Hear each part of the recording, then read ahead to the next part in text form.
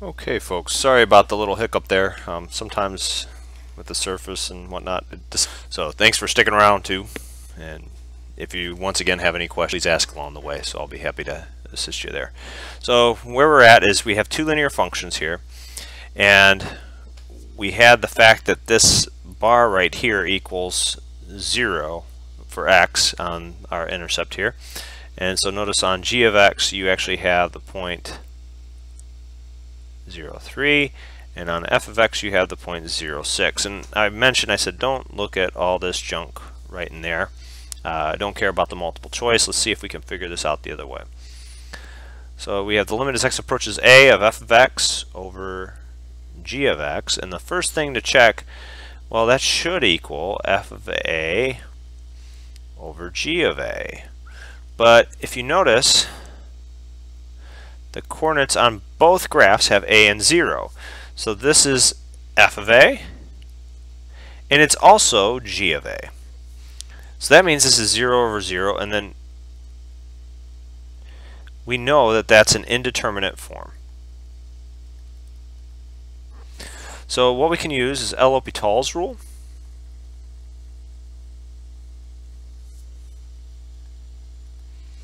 And so that means we can look at the limit as x approaches a of f prime of x over g prime of x. Okay? So with that in mind, taking a look at what we have now, all we need to do is find, since this is a line, the derivative should be the slope of these lines. So the slope of g of x equals, well, let's look. We have 2 points. We have a0 and we have 0, 3. So that means we can go 3 minus 0 over 0 minus a. Okay. And the slope of f of x equals, in that case, it would be 6 minus 0 all over 0 minus a. Questions on that, because that's the key to these. So we have in the first one, it's going to be negative 3 over a. And in the second one, it's going to be negative 6 over a. So our solution to this should be f prime of a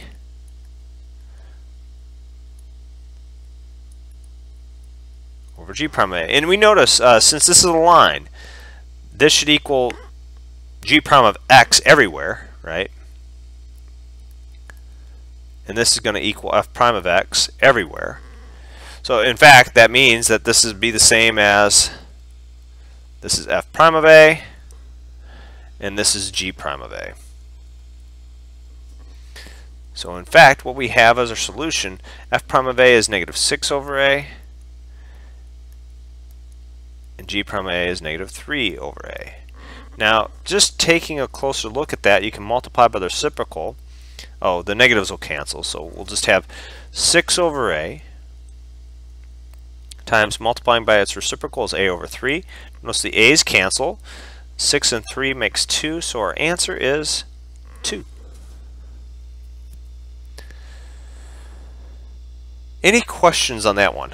I know that seems pretty tricky, but it's basically putting to work all those ideas that we've had before. Okay, if we have a line, what's the derivative of the line? Well, it should be the slope, right? And so you have a constant for that derivative. That's the beautiful thing going on here. All right.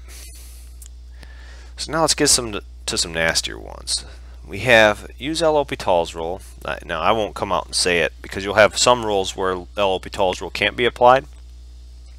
But if you notice, when we plug this in, sine of 0 is going to be 0. Natural log of 3t, so some of you might not remember, natural log, now 3t is going to be something similar. Go something like this, right? Let me do one little favor. I'm going to make this an absolute value. So the derivative of it remains the same. So you'll get, if it's absolute value, it goes just like this. So that way it isn't a one-sided limit. So this is 0 and this is negative infinity.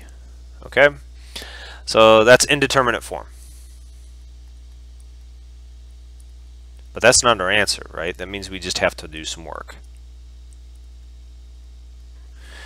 Okay, so with that in mind, we can rewrite this.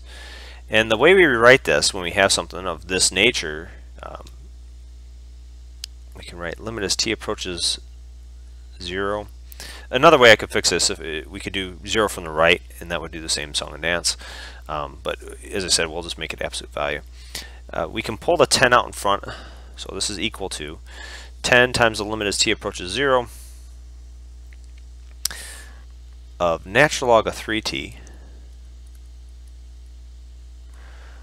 all over, now this would become 1 over sine of 3t.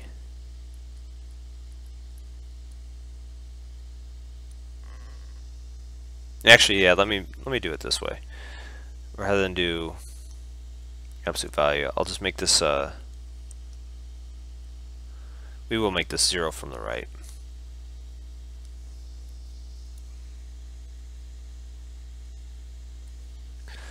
So limit as t approaches 0 from the right. Natural log of 3t and sine of 3t. Okay, so as this thing is approaching 0 from the right, this is blowing up to infinity, this is negative infinity. So what that means, so now we have negative infinity or positive infinity. So that means we can use L'Hopital's rule. And the way I'll indicate that is just I'll write L hop right there. And so now this means we got 10 limit as t approaches 0. Now, another way we could have written this, what might be an easier derivative for us, is if we write this 1 over sine is just cosecant. So we can write that as cosecant of 3t, and let's see what happens.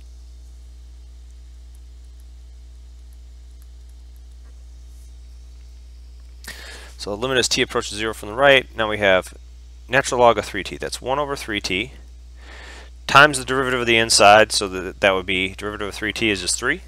Okay, and then our next one, cosecant, that would be negative cosecant of 3t, cotangent of 3t,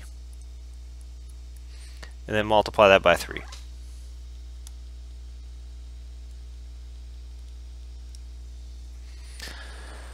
Okay, so moving forward on this, this is 10, and then let's rewrite this stuff. So we have 10 times,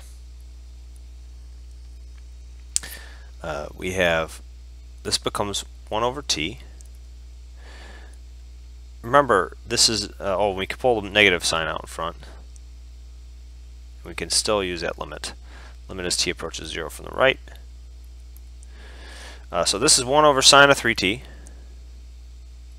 We move that negative symbol all the way out in front. Times 1 over tangent of 3t times 3. Okay, you might be asking why the heck would we write it that way?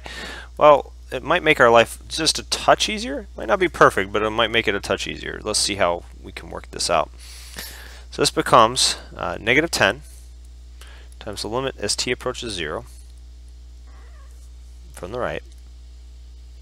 Let's move the sine of 3t. Notice that's dividing by a fraction where the sine of 3t is in the denominator. Let's move it up top. So it makes sine of 3t times tangent of 3t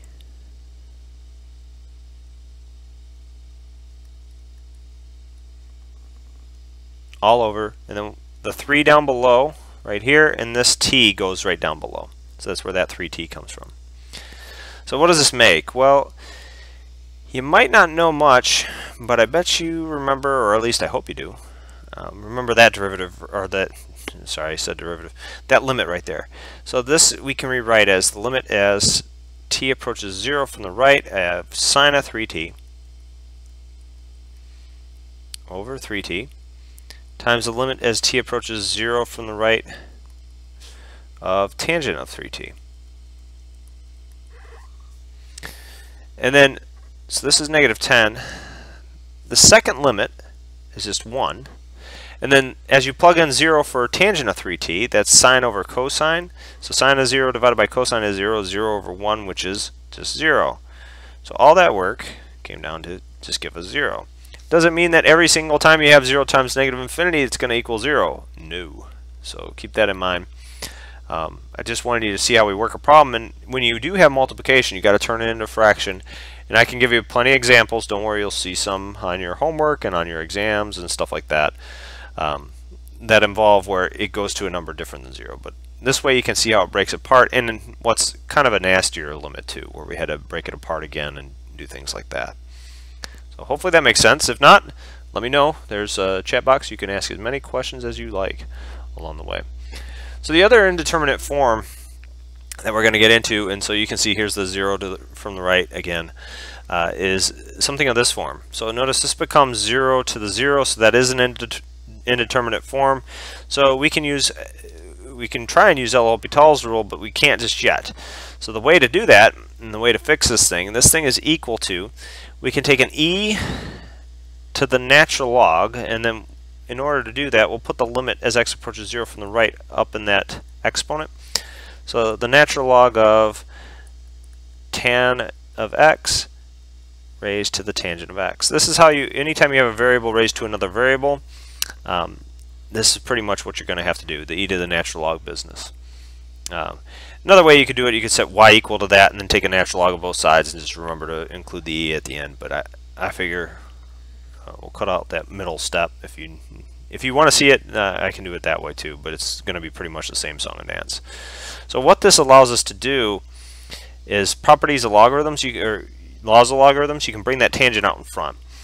So that means that this becomes e to the limit as x approaches 0 from the right of tangent of x, natural log of tangent of x.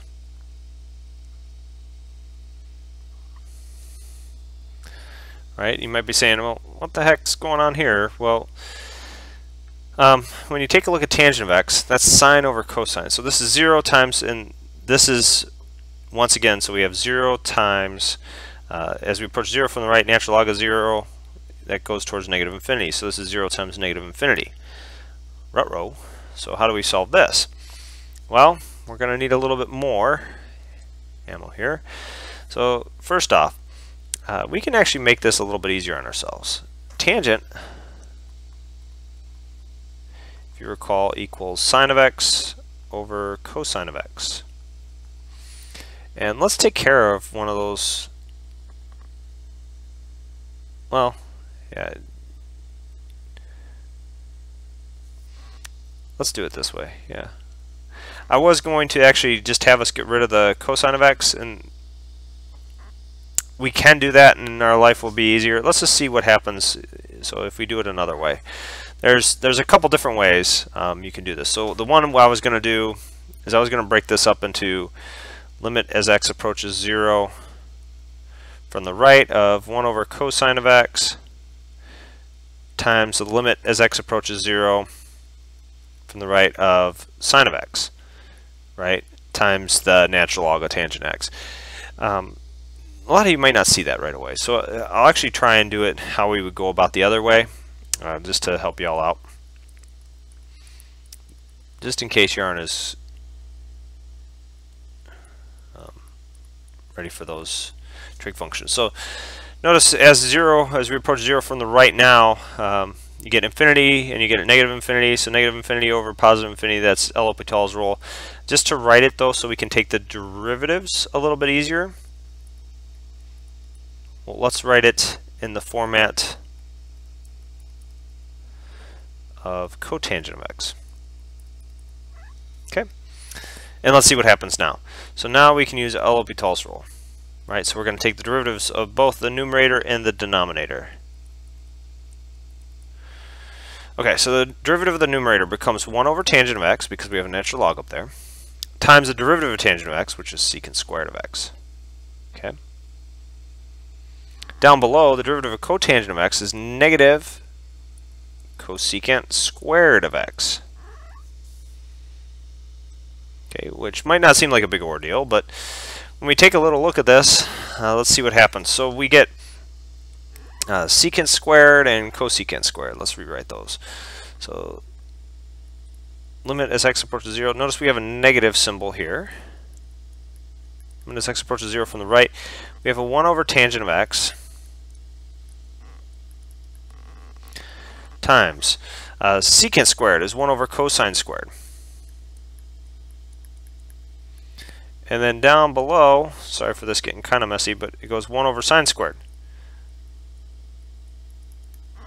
So now the beautiful thing that's happening, if you can see it, limit as x approaches 0 from the right, and so that's basically what I was trying to do in the earlier case, is give you another method for getting there.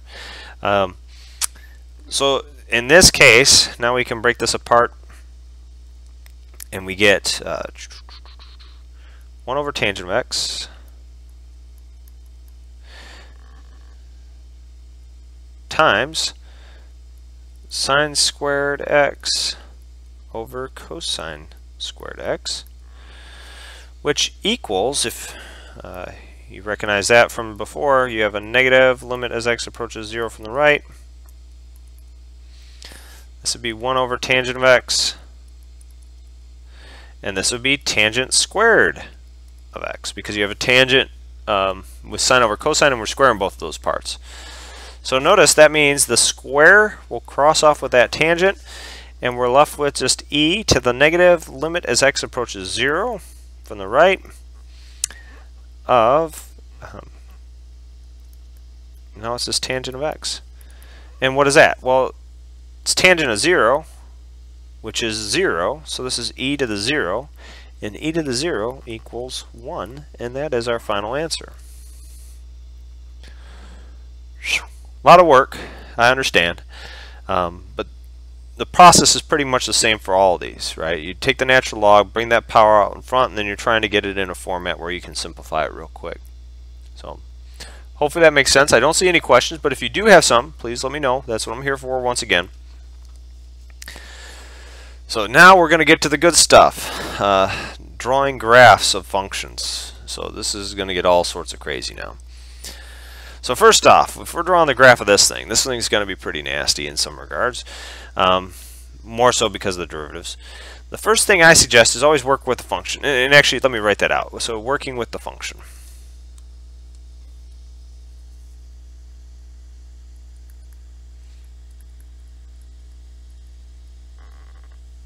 So for the function, the first thing that you can always do with a graph is you can find the domain. Now you might say, okay, when does x squared plus 1 equal 0? And let me write it down off on the side. X squared plus 1 equals 0. Well, that would be when x squared equals negative 1. And you can recall that's only I and negative I, right? So x squared does not equal negative 1. So that means our domain, this thing's defined for all real values. So our domain goes from negative infinity to positive infinity. So we don't have to check any extra limits in between or anything like that. Okay. So our next part, so it's defined for all those. Let's find the intercepts. Okay, so there's two types of intercepts. When x equals 0, we get f of 0 equals 4 times 0 over 0 squared plus 1, which equals 0. So we have that, and when y equals 0, you get 0 equals 4x over x squared plus 1. So that means 4x equals 0, because we need the numerator to equal 0, and so that means you get the other coordinate being 0, 0. So the only intercepts that we have are 0, 0. Okay, so what I can do, actually, I have the intercepts. I'm going to go forward here. And I'm going to I'll draw this stuff in pink, I guess. I'll put a big old dot at 0, 0. Okay? And so, and usually this will be all on one page, but for the fact of what I'm using here, that's what's going to happen. Now, infinite limits. So we got to go limit as x approaches infinity of 4x over x squared plus 1. Notice we can use L'Hopital's rule if you want, or you can just recognize the degrees. That does the trick as well. So you can use those things from before. But notice if we use L'Hopital's rule, we get because it's infinity over infinity, you get 4 over 2x, and so that means this thing is going to 0. Same rules apply for limit as x approaches negative infinity. So we have 4x over x squared plus 1. Same thing, so it's going to be equal to 0. So I'm going to go back over to this page here. The horizontal asymptotes by those infinite limits.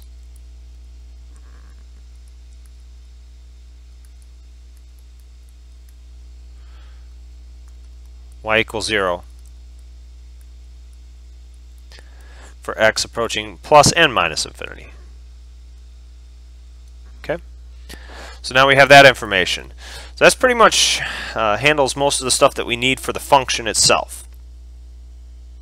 Okay, now in order to do the next piece, we're going to need f prime of x. And so let me kind of mark this off here. So f prime of x, a little bit more interesting. We have to use a quotient rule.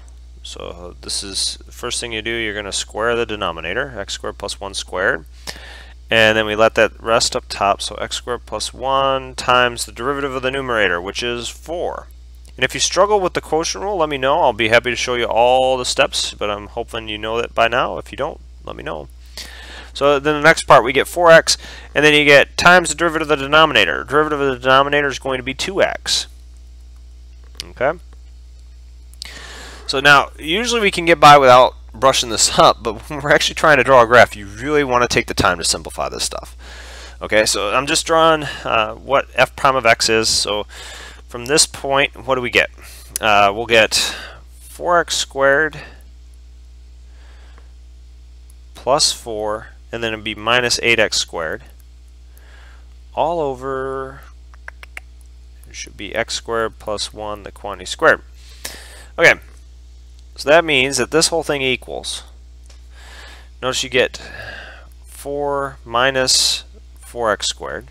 You can factor out a 4, and you get 1 minus x squared, and then you get x squared plus 1 squared. To make our lives easy, as I said, factor it. When we go back to the derivative, we'll actually use the previous one, going back to the 4 minus 4x squared. That'd probably be a little bit easier to work with. But in terms of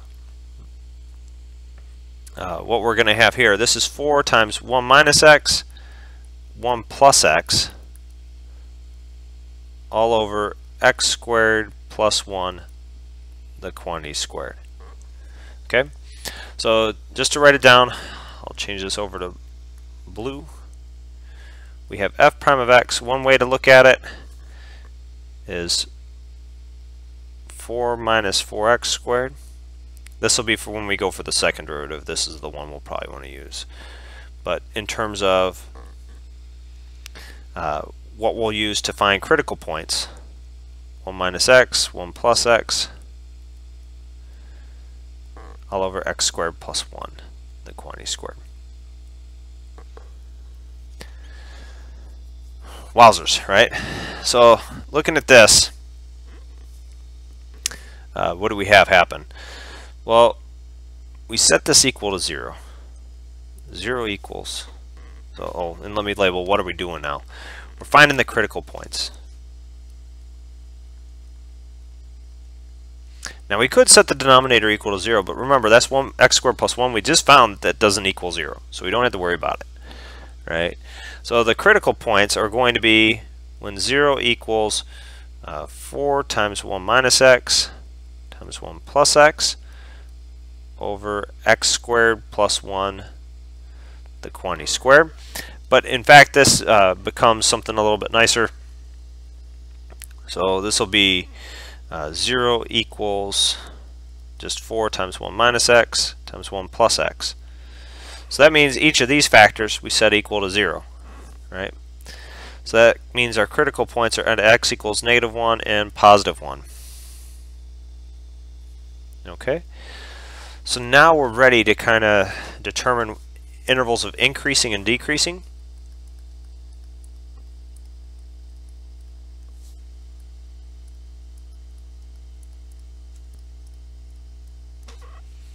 So I'm going to draw a number line. And then first off, we'll put x values down below. We'll put f prime of x up above. And then we got to consider what values we have. And once again, I know this can be pretty tricky, so please let me know if you're struggling with any part. Okay, I'd like to see it. So what this does, though, we have zeros happening for f prime of x at -1 and +1. So that means we have some other intervals. We go from -infinity to -1. We have another interval from -1 to +1. And we have another interval from +1 to +infinity. Okay? Taking a look at these intervals, we can start to draw the graph. And how do we do that? Well, I'm not going to get into the graph part just yet, but we can figure out at least where it's increasing or decreasing. So if you notice, we can check by plugging a number in from -infinity to -1. Just pick any number in that interval and plug it into the derivative. And the derivative that I'd recommend plugging it into is this second one. And the reason why is, notice the bottom part's always squared, right? So we know that's always going to be positive. And so the only other thing that we have to plug it into is 1 minus x and 1 plus x. Okay, so once we do that, we'll have our solution. So pick a number, let's say -2. When you plug in -2, notice the bottom, as we mentioned, was going to be positive. The top, we get 4 is a positive, right? But then we go 1 minus -2, that's going to be a positive. And then 1 plus -2, that's going to be a negative. So plus times negative divided by a positive means this is negative. So what that tells us is the graph is decreasing on the interval -infinity to -1. Okay, so now we can pick our next interval. Okay, so let's try -1 to +1. Pick a number. 0 is probably your best bet. So you get positive down below. Notice you get positive for the 4. You get 1 minus 0 is positive. And then 1 plus 0 is also positive. So you get positives divided by a positive. That means this thing is positive right there. Okay, for the next bit, let's go from 1 to infinity.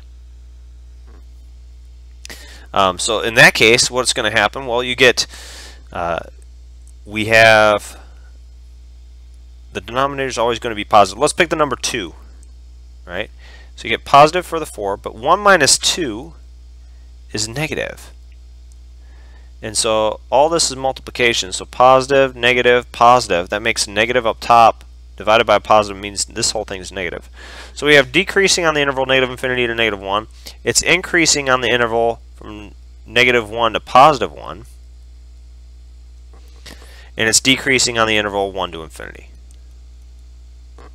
Okay? Well, actually, I'll write that here in just a second. So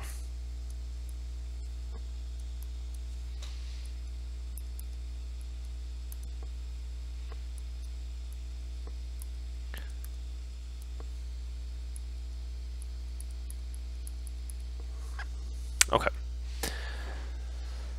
So that tells us what's going on with those intervals. Now, we need to write that derivative once again. And remember, I said we probably want to work with, there's an easier format for it. I think we had 4 minus 4x squared all over x squared plus 1 the quantity squared. Let me double check real quick. I think that was it. Yes, you can see right here that is the derivative, or yeah, and that's the format that'll probably be best for us to take the second derivative. So that means we're going to use the quotient rule once again. Okay. So the first thing we're going to do is square the denominator. So you get x squared plus 1. When you take the square and square it, that makes it to the 4th power. So now we're going to have x squared plus 1 the quantity squared times the derivative of the numerator. Well, the derivative of the numerator, that would be -8x, because the derivative of 4 is 0, and that other piece is going to be -8x. Okay? So minus. Now we have 4 minus 4x squared times the derivative of the denominator, which is, let me make sure we're distinguishing, it's the derivative of this thing. So it'll be 2 times x squared plus 1. But then times the derivative of the inside, so times 2x, right?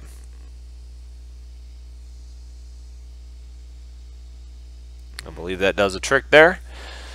So notice, what can we do with this thing now? There's a whole bunch of work that can be done. So let's see here. We can first factor out an x squared plus 1. That might make our lives a little easier. So if we factor out an x squared plus 1, what are we left with? Well, that means we got an extra x squared plus 1 times negative 8x. So negative 8x times x squared plus 1. And then what else do we have? We have minus, this is 4 times 1 minus x squared. So let's write it that way, 4 times 1 minus x squared. Times another, what do we have, 4x.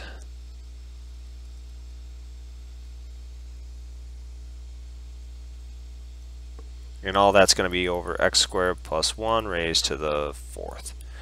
So notice your x squared plus 1 will cancel off with that x squared plus 1 to the 4th, and we can have x squared plus 1 cubed. Okay, so now we have f double prime of x. Wowzers. Oh, actually, so this it won't be too bad. Let's see here. It looks like we can factor out an 8x from both terms. So if we factor out an 8x, notice the first term has negative x squared plus 1 minus, it would be 2 times 1 minus x squared. Okay, that's not so bad. So it's going to give us one of the values for possible inflection points and things like that. X squared plus 1, we have the quantity cubed down below. Alright, so now let's simplify this thing. So we get negative x squared minus 1. This will be minus 2, then plus 2x squared, right? So notice, what does this make? 2x squared and then minus x squared, so this would be 8x times x squared, and then we'll have a minus 3. Oh, wowzers, this will be fun. Okay. So, for the most part, you're seeing me work one out completely. I want you to see taking the derivatives, what's actually happening. Come exam time, I probably won't make you take the derivatives. I'll probably have the derivatives listed for you. And so hopefully that'll cut down on the time as well. So now moving forward on this, it's party time to find those critical values. So we set this thing equal to 0. Remember, the denominator cannot equal 0 because we have x squared plus 1 in this case. So that means we have either 8x equaling 0 or x squared minus 3 equaling 0.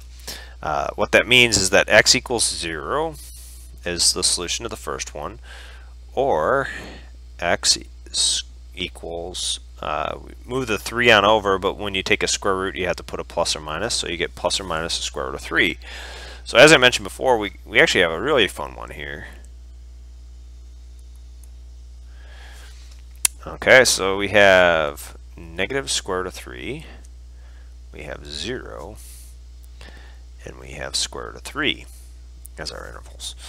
So with that in mind, we know this is x, we know this is f double prime of x, and now put 0 up here, 0 right there, and 0 right there.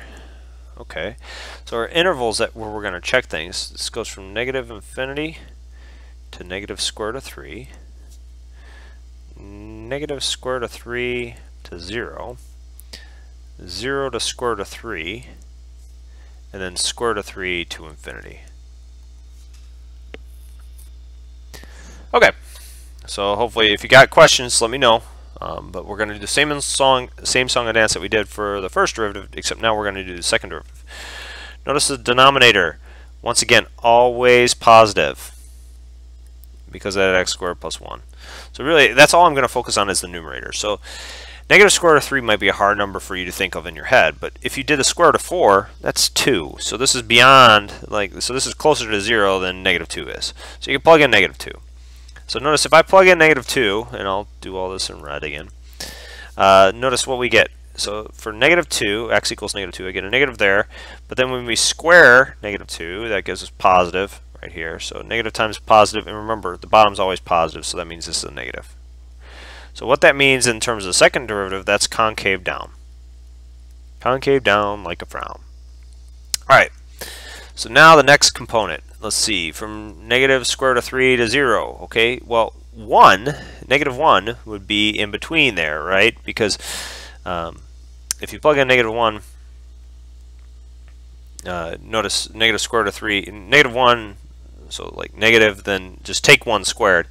That would be negative 1. And so negative square root of 3 is a little beyond that. So negative 1 would be in this interval. So that makes this negative in this case, and then negative 1 plug in here, you get 1 minus 3, that's also negative. Negative times negative makes it positive. So it is concave up on this interval. Okay. So now, moving forward to the next interval, pick positive 1. So the only change that really happens there is you get positive. 8 times x is positive, and so positive times negative makes a negative. And so that's concave down on that interval. And if you actually want to write down what each x value you're using, feel free to. It works out well. And then the last piece, from square root of 3 to positive infinity, what do we have? Well, pick a number like 4, for example. That would do the trick. So notice you get a positive and another positive, so that makes this whole thing positive, so that's concave up again. Okay, so we're getting there. We got, what that tells us is we have points of inflection.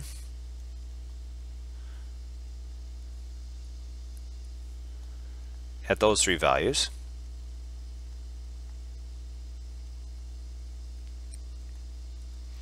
And we can kind of write this interval over on the next side. So negative square root of 3 is just beyond the 1, or negative 1, and then square root of 3 would be just beyond the positive 1. So we have 0, 0, and 0. This is x, this is f double prime of x, and I believe we went negative, positive, right? Now, the last piece to make your life easy is to find the function value of all of our critical points in our points of inflection here. So we need, first off, I'll write down what f of x is, or at least I should remember it, but I don't. It's like 4x over x squared plus 1. Yeah, okay, I did remember it. There we go. 4x over x squared plus 1.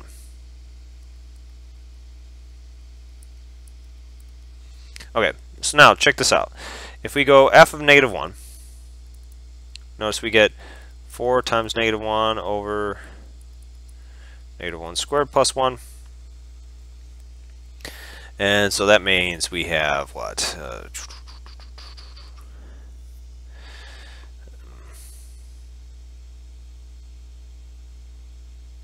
That'd be negative 4 over positive 2, so that's going to be negative 2. So f of 1 is going to be pretty much the same. 4 times 1 over 1 squared plus 1. That's going to be 4 over 2, which is positive 2. Okay. So now we could technically draw the graph. Do you want to do, I'll let you all kind of decide. Do you want each one to be a unit, or do you want to have a little bit more play where each 2 of these will be a unit? It's kind of up to you in terms of what you're looking for. But yeah, we can draw the graph on this scale, and it's up to you on how we want to mark the units, because we have a lot of stuff real close together. So with this, we already have f of 0, so we'll just do f of negative root 3. So notice that's going to be 4 times root 3, oops, negative root 3, all over, so that would be negative root 3 squared, which is just going to be 3, plus 1. So this would be just negative root 3. And by some symmetry, you can actually check and see this is an odd function as well. F of root 3 is going to equal positive root 3.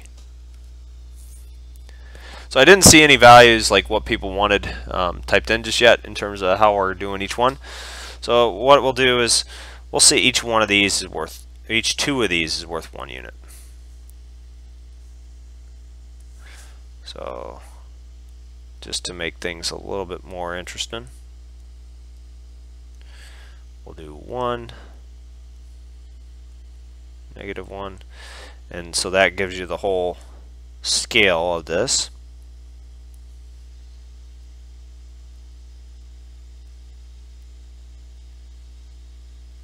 Okay.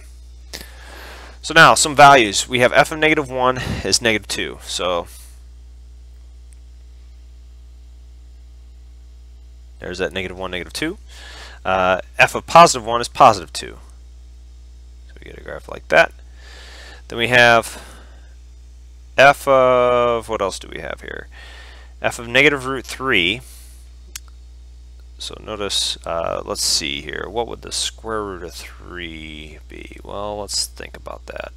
So square root of 3, we're beyond the 1.5 side, because if you square 1.5, that's not going to be, that's going to be 2 point something, so less than 3. So basically, we're on this side for the root 3's and the negative root 3's. And so that means, should be some point like right about here maybe. Nope.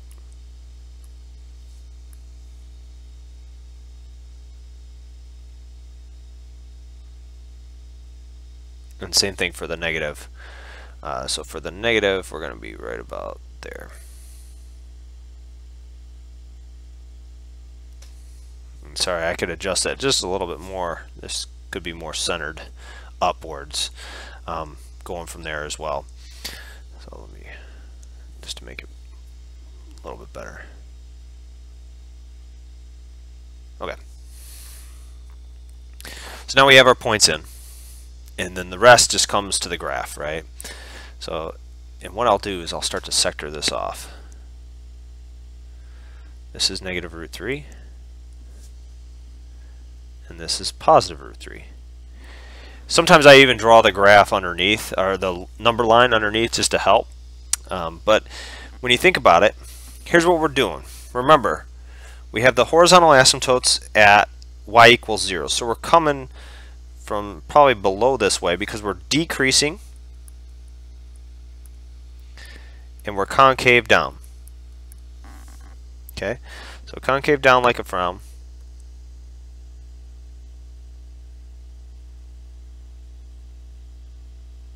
And now we hit that negative 3, negative root 3. So notice up until here, this interval we're decreasing, but we all of a sudden became concave up. Right? So we're still decreasing, but we're concave up like a cup. You can kind of see it there. Then, what we start for this next interval all the way up until 0, we're still concave up, but now we are increasing.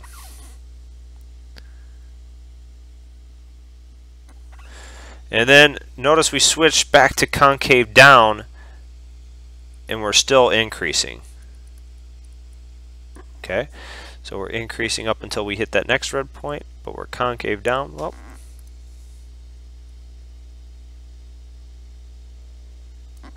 down like a frown. So from there, we're still, we switch to decreasing up until root 3. So decreasing now, and we're concave down still. So decreasing, concave down until we hit that next point. And now we need to approach 0 as we go to infinity. And we need to be decreasing, but we're concave up.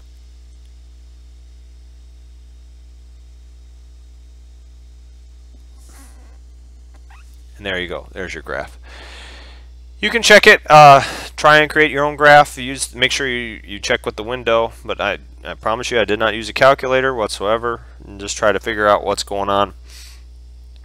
with this graph just by all that information. So it's kind of a powerful result when you start to look at this stuff. You can get there. And so to give you one that's a little bit more realistic as to what you might see, say we had something like sketch the graph of f of x equals x cubed minus 3x raised to the 1/3 power. And we had the first two derivatives being given below. That I'm trying to cut down on time where the derivatives are simplified and we can just work with them and try and get towards an answer. So, so the first part is the function. That's what we're going to look at. So the domain of the function. What does this mean for this? This is telling us it's a cube root of x times x squared minus 3. That's all that's saying right there. So that's a cube root of that. So our domain, since we're taking a cube root, is all real numbers once again. You don't have to worry, it's not like a square root where you have values where it doesn't work. Okay, so now moving forward from there, where do we go? Well, the next thing we can find is the intercepts. Okay, so our intercepts, what actually happens with those? Well, we'd have to set this equal to 0. So first off, when x equals 0, notice we have x times x squared minus 3. So I did that for a reason. You get the point 0, 0. So when y equals 0,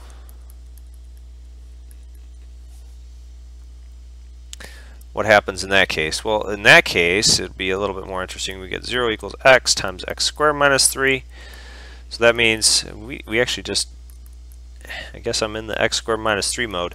So x squared minus 3 equals 0, so that means x equals 0, and then plus or minus the square root of 3. So our other intercept is so we'd have square root of 3, 0, and negative square root of 3, 0.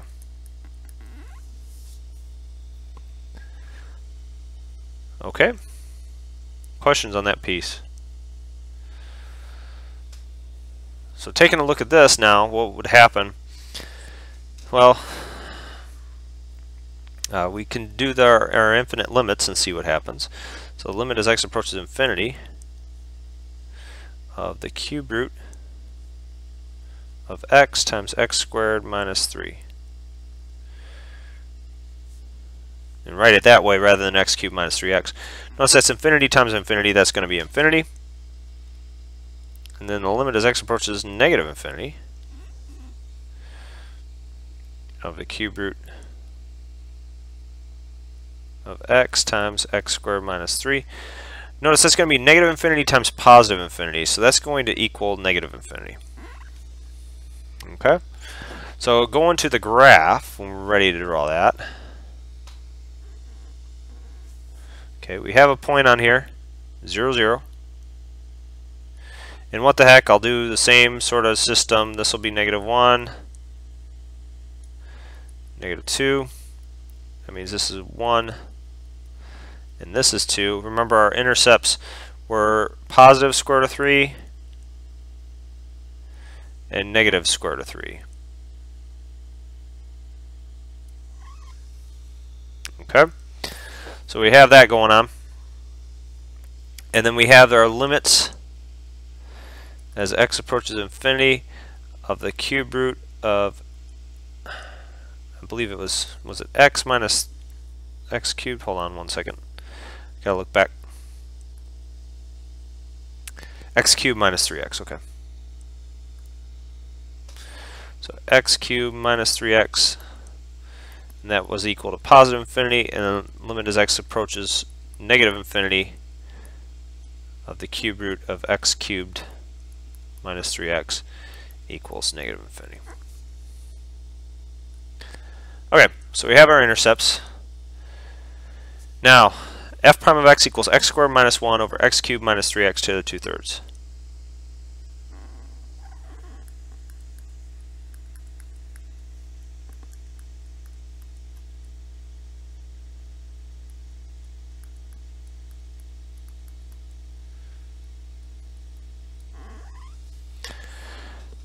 Okay, when is this thing, what's happening in each scenario here?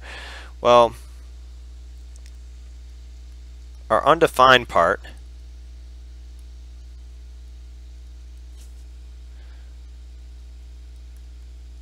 occurs when the denominator equals 0. Well, we just found out when this equals 0.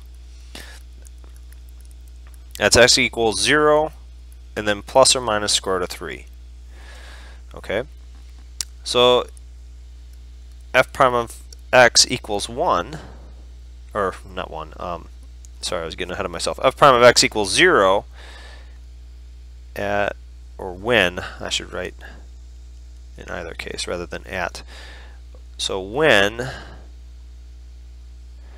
x squared minus 1 equals 0. Okay, so what does this mean? Well, this means that x equals plus or minus 1. So when we create this thing, notice the other way we could write this first derivative. You can write it as x minus 1, x plus 1. Okay, and then the cube root stays there. So cube root of x cubed minus 3x. But see that 2 up top? That means this whole bottom squared. So that tells us this is always positive.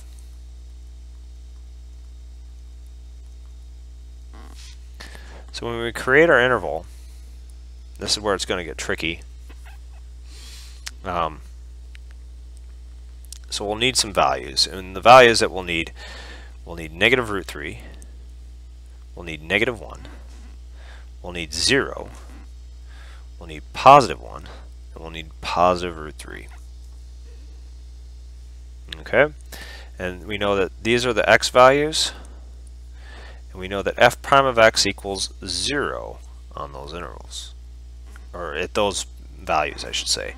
And then we have all sorts of different intervals. So you go from negative infinity to negative root 3. You go from negative root 3 to negative 1. You go from negative 1 to 0. Go from 0 to 1. You go from 1 to root 3. And then you go from root 3 to positive infinity. Those are all the values involved. Okay. So now, where do we go from here? Well, we got to just plug in values. So negative 4, for example, we can plug in. Notice you get a negative and a negative. The bottom's always positive, so that's a positive right there. So we know it's increasing on that interval.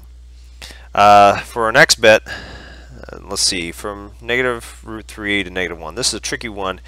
Negative 1.1 would do the trick in terms of plugging in values. And so when you go negative 1.1, notice you get negative and a negative again. And so that makes a positive as well.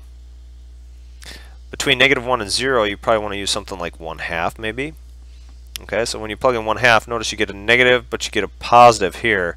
So that means this is negative in that version. Same thing applies when you go from 0 to 1. You get, if you did 1/2, you get a negative and a positive once again, so you get negative on that interval. And notice it was when x equals plus or minus 1, that's where we're having this thing change directions. So between 1 and root 3, pick a number like 1.1. Notice you get a positive and positive again, and the bottom is always positive, so we don't have to worry about that. So you get something like this. Then on that last little piece, plug in a number like 4, you'll get a positive and a positive, so that means that is positive. So we have all our intervals of increasing and decreasing. So the intervals of increasing, whoops, not increasing the whole way. Well,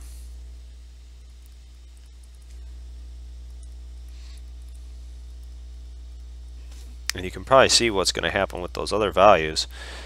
Probably going to be a point of inflection.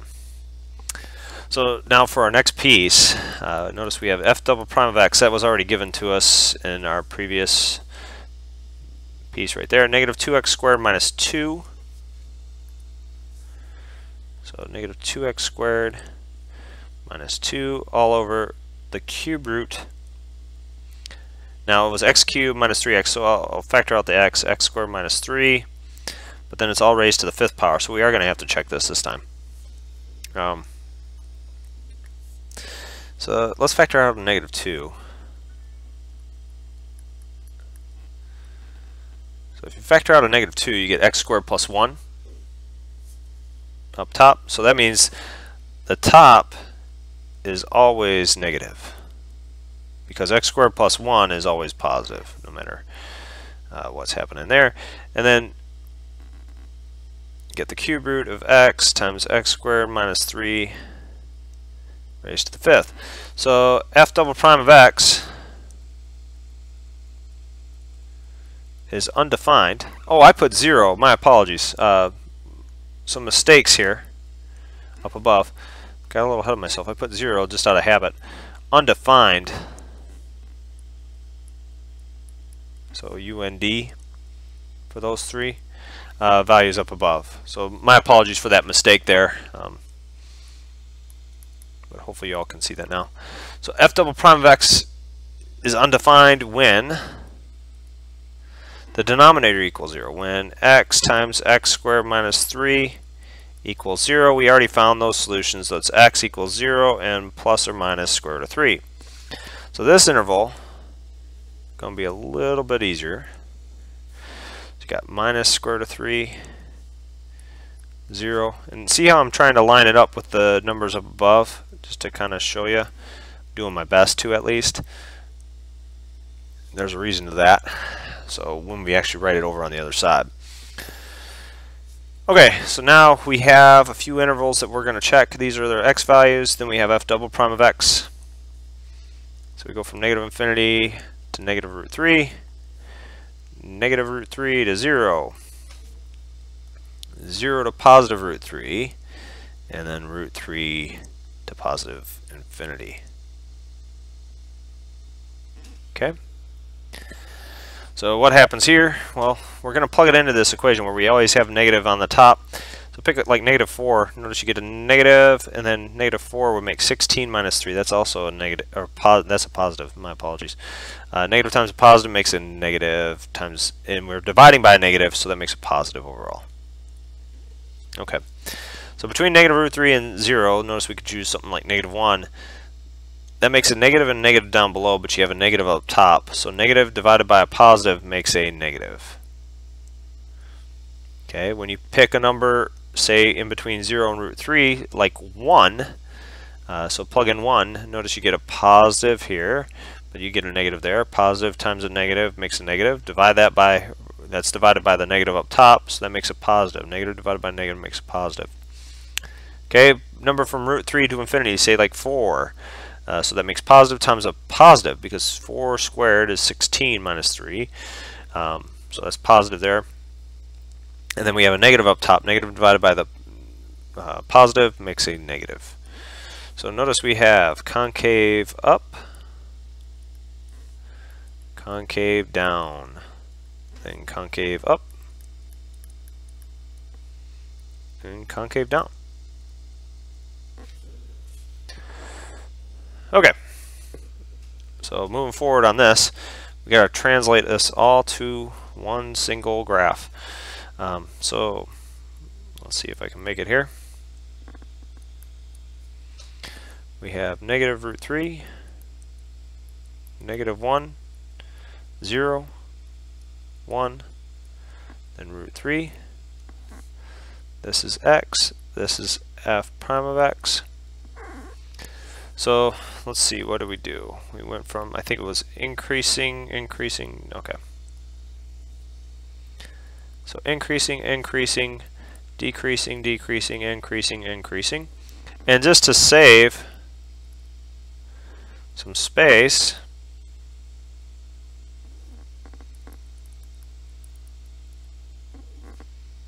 I can do f double prime of x just right up above it.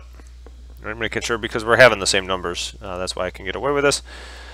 So in that case, we went from concave up to concave down to concave up to concave down.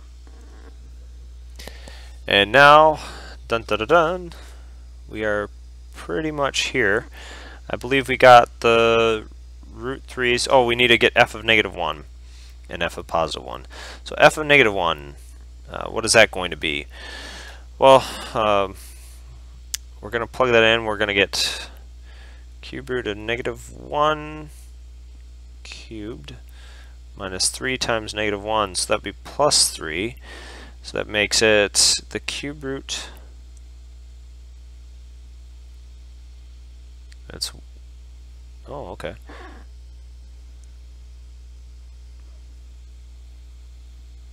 So that's going to be the cube root of 2, and then f of 1 would be the cube root of 1 cubed minus 3 times 1. So it's going to be negative the cube root of 2, which is very close to 1. So we'll have a value like right here and here.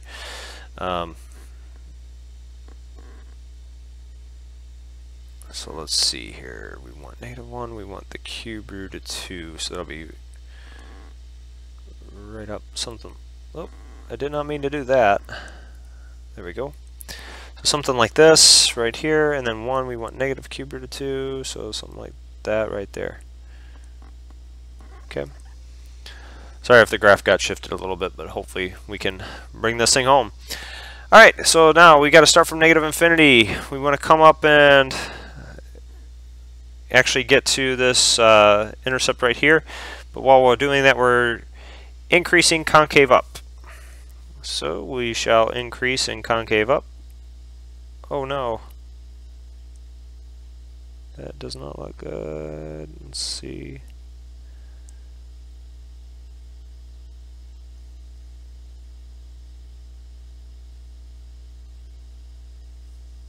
Okay. Increasing concave up like a cup. There we go. So that part checked off all the way to the negative root 3. Now we want concave down and increasing from negative root 3 to -1. So we're going to take this and turn it concave down like a frown. We're still going concave down, but now we're decreasing from -1 to 0. And then we're going to flip-flop to concave up and decreasing. So concave up like a cup. There we go. And then we want to, so that was decreasing. Now we're concave up and increasing. So concave up like a cup and increasing.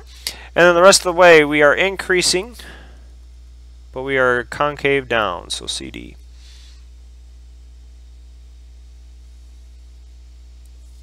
And there is our graph. Draw your little arrows and you are good to go. Any questions on that piece? So I know we're still keeping on going here.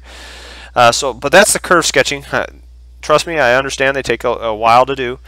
But if you get that derivative, it's kind of piecing all those things together that we've been doing thus far. So, and now we're ready for the finishing touch, and that's with optimization. Okay, so when it comes to optimization, biggest thing is setting up an equation, right? As soon as you get that and you know what to optimize, you're good. And you want your equation in terms of the one variable. That's the real trick to these. So we have the manager of a large apartment complex knows from experience that 90 units will be occupied if the rent is $294 per month. So I'm going to just write that down. Rent equals $294 implies 90 occupied, occupied, should spell that correctly there, occupied units. Okay?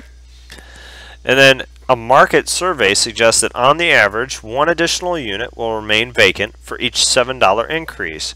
So let's just think about that. For every $7 increase in rent. So if we went, so if we increase 7, so that means 301 implies, so one unit will remain vacant. So that means 89 occupied units. If we went up to 308, that implies 88 occupied units. So that's just setting up an idea of as to what's going on. And similarly, one additional occupied for each unit will be occupied for each $7 decrease in rent. So on the other end of the spectrum, if we went like 287, so that's a $7 decrease, that implies that we'd have 91 occupied units, right? Are there any questions on that piece? All I'm doing is just writing down those ideas. So what we want to know though is what rent should the manager charge to maximize revenue? So we want to figure out revenue. Revenue, well, let's think about that, would equal the rent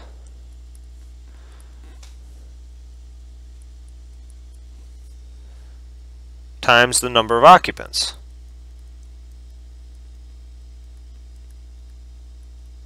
But that's changing all the time. We have this dynamic here.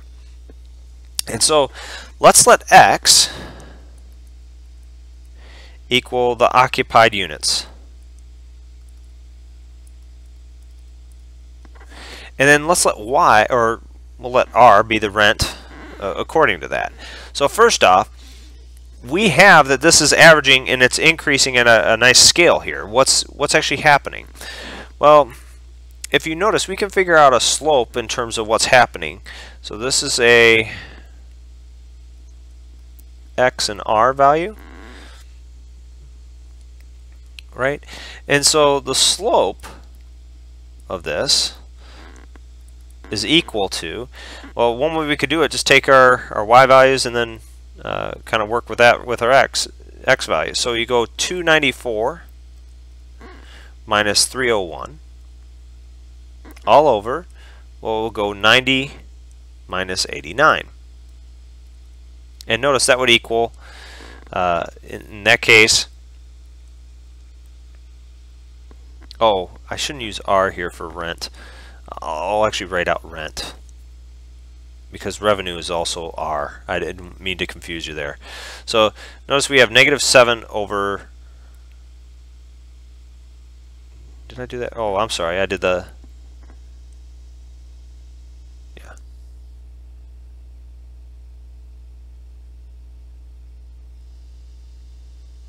-90 minus 89.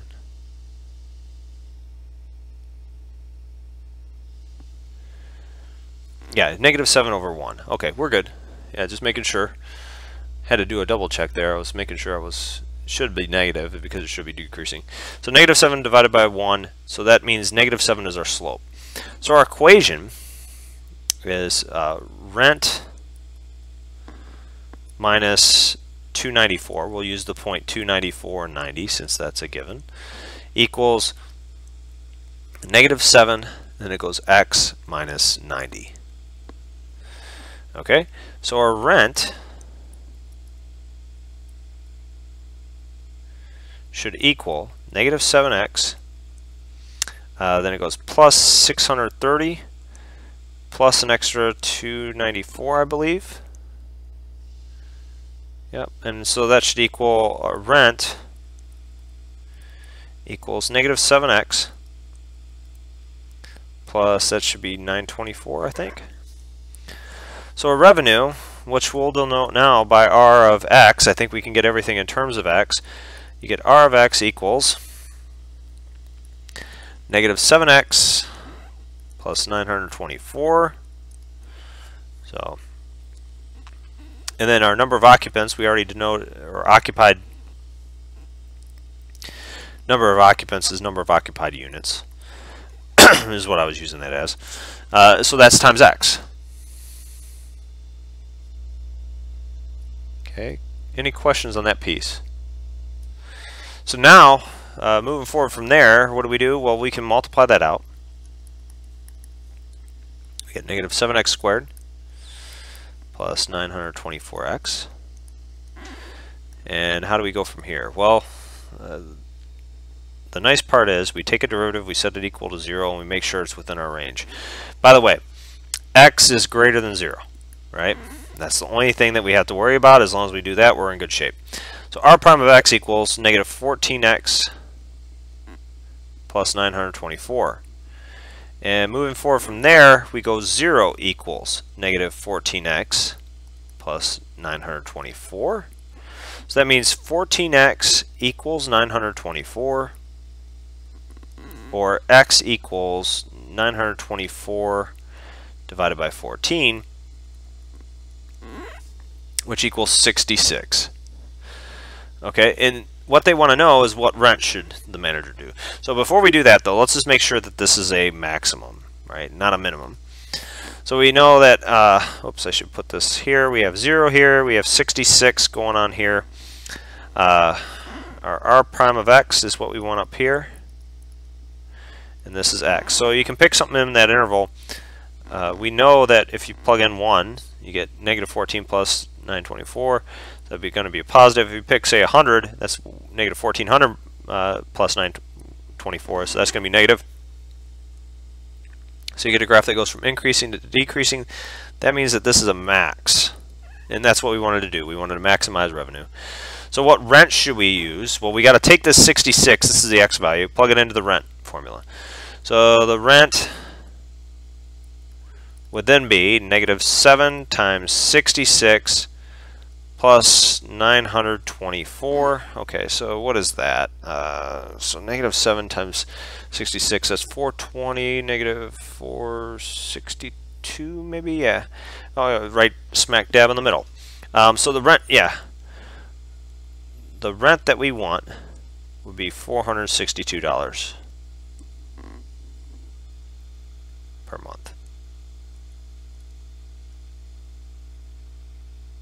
So I know quite a few of you are asking, oh, what's the application of this to the real world? Oh, and I'm sorry for those of you that can't see that. There, just scroll it down just a touch. Hopefully you can see that rent equals 462 per month. But now you can see businesses can use stuff like this all the time, trying to optimize things. That's what we're kind of gunning for, right? So don't see any questions on that, so we'll finish off with the last optimization problem. And this one freaks some people out, so I kind of like it because it does freak people out. And the reason why it freaks people out is because it's not one of those standard sorts of problems there. So we're trying to look for a solution to how far A from should the point P be chosen so as to maximize the angle theta, right? And so when you think about this, and we want A from P, so let's call this x. Then that means that this distance has to be 3 minus x, right? And then if you think about this, if I do a theta 1 and or here let's do alpha and beta. If we put alpha here and beta here, we know that alpha plus beta plus theta equals pi, right? Because it's a straight line. So in other words, we get theta equals pi minus alpha minus beta. Now if we could find alpha and beta, we'd be in pretty good shape. And you can actually. If you notice the tangent of alpha equals, that should be 2 over 3 minus x, and the tangent of beta would equal 5 over x, right? So that means alpha equals the arctangent of 2 over 3 minus x, and beta you can also say is the arctangent of 5 over x. So our theta equals pi minus our alpha was arctangent of 2 over 3 minus x, and then our beta was arctangent of 5 over x. Okay, so I'll kind of go through what we have to do now is just take a derivative, set it equal to 0, because we got everything in terms of x. So d theta dx, which is what we'll set equal to 0 to try and solve what that distance should be. And x is what we're looking for here, because we want to find how far from A should the point P be. Okay, so when we take the derivative of pi, that's a 0. So negative, now the derivative of the arctangent, if you recall, it goes 1 plus whatever's on the inside squared. So it goes 2 over 3 minus x, the quantity squared, but then times the derivative of the inside. Well, the derivative of the inside, notice you could write that as 3 minus x raised to the negative 1. So 2 times 3 minus x raised to the negative 1. That becomes 2 over 3 minus x squared. But then you got to bring that negative 1 out and down, so we have to multiply that by negative 1 as well. And then minus, the same thing is going to apply to the next one. So you get 1 plus 5 over x, the quantity squared. And then you'll get a negative 5 over x squared, I believe. And so I think that's good. Oh, I forgot this should be negative 2 because we needed to bring that down. And then I need to use chain rule on the 3 minus x. That's why you have the negative 1 outside there too. So now that we have that, we can set all this equal to 0. And I'll do just a little bit of brush up because so you got negative, negative, and a negative makes a negative out in front. And then that 2 can go up top. And that 3 minus x squared we can multiply by both parts, right? So you go 3 minus x squared plus 2 squared would be 4, but then the 3 minus x squareds would cancel, so we're good there. But then the second part we have a negative and a negative makes a positive, and so we'll bring that 5 up top.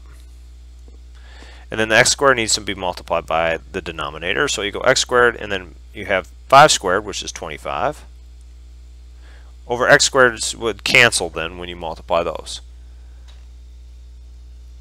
Okay. So why is there a tan inverse for beta? That's a great question.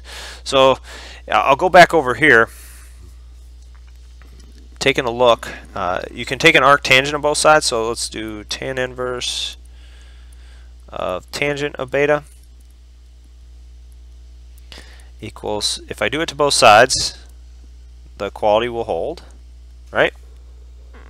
So those things are inverses, so they cancel. So you're left with beta equals the arctangent of 5 over x, right?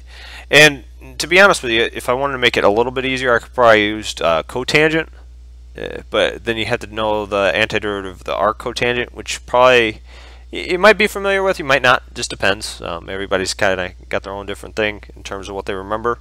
But if you know the antiderivative, or the, sorry, we're getting two antiderivatives coming up.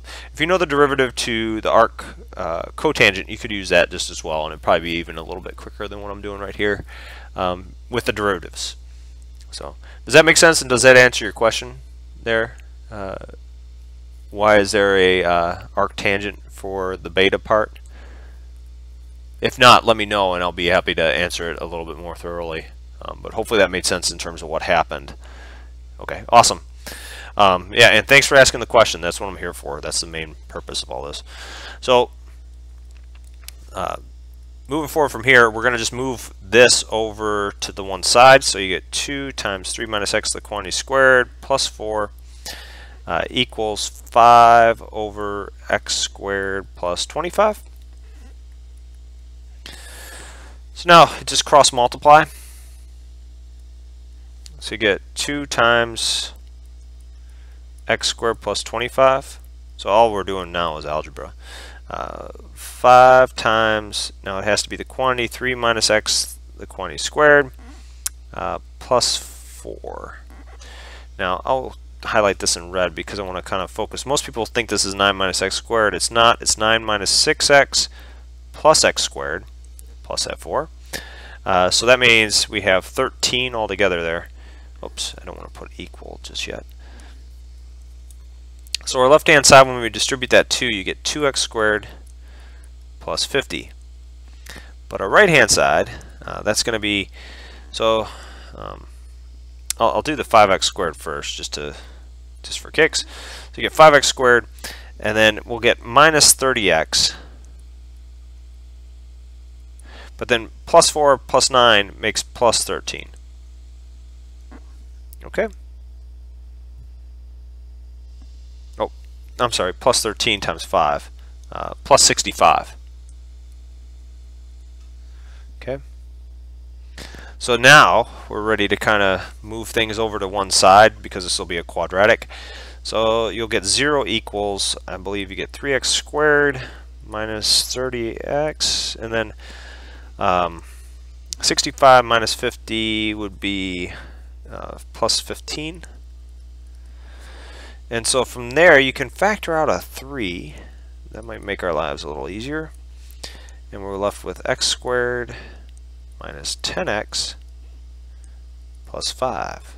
Alright. Okay, so this is screaming at us quadratic formula, which usually goes, so negative 10, plus or minus the square root of b squared, so the negative 10 squared, minus 4 times a, which is 1, times c, which is 5, all over 2 times a, which is 2 times 1. Okay, but now we got to think about this. Okay, we want our x distance. X, if you recall, well, I'll just put it right here.